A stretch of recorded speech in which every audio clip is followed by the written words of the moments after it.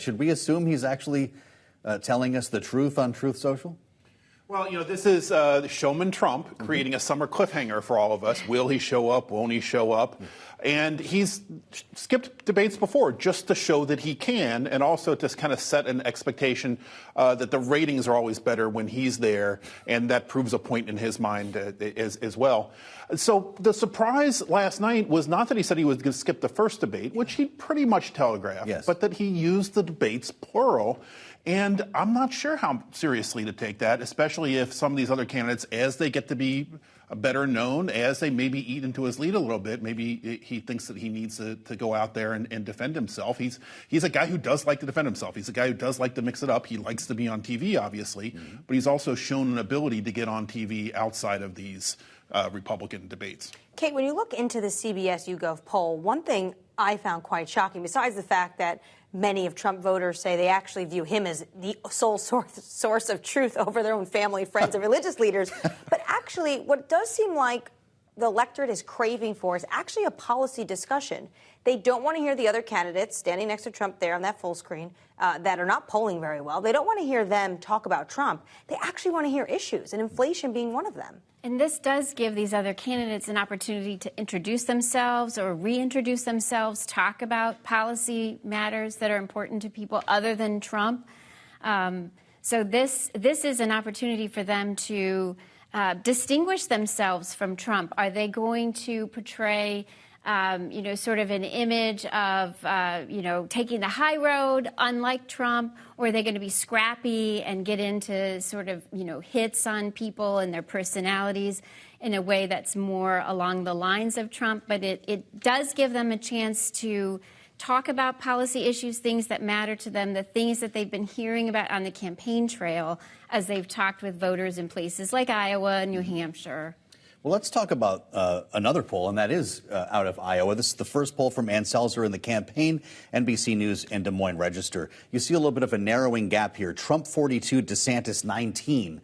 But that's still a 23-point lead in Iowa. What do you make of it? Very respected pollster, and as you know, at the state level, it's always harder to poll, and so it's always good to have a local in-state pollster who really knows the state, knows how to poll the state.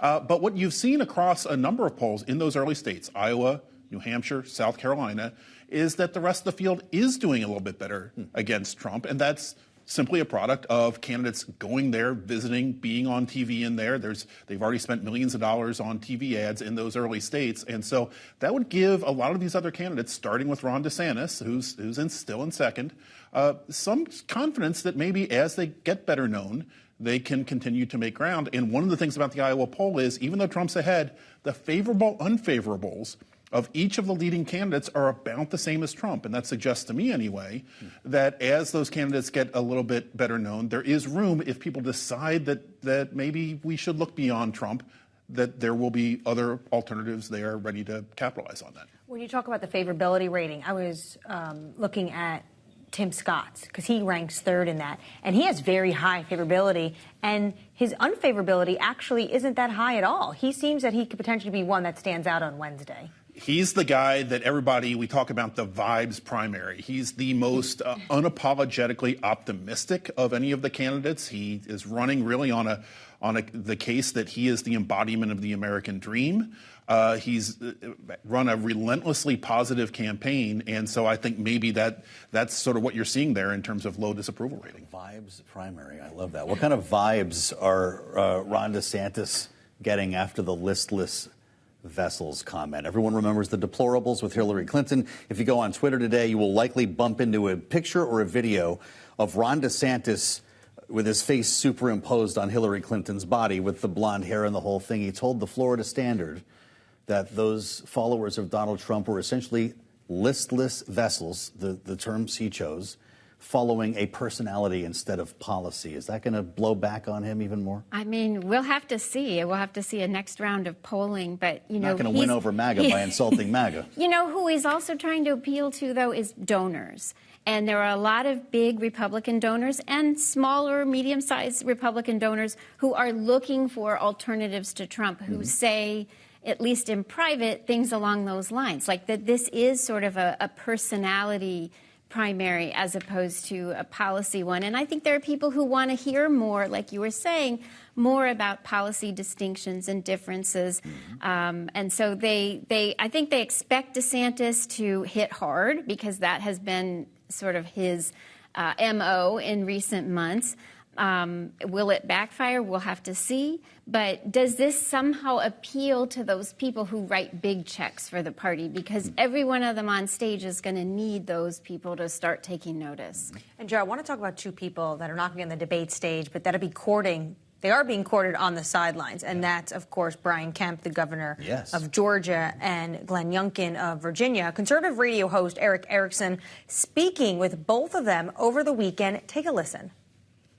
Whenever anyone hears your name, including the people in the back of the room here, is like, oh my gosh, is this some sort of presidential stuff? And I know it's not. I want to assure them it's not. Governor Kemp, in your situation, we have this 2024 mindset, and oh my gosh, these two guys have great popularity in their state and they're doing good for their state. Clearly there's a hidden agenda here.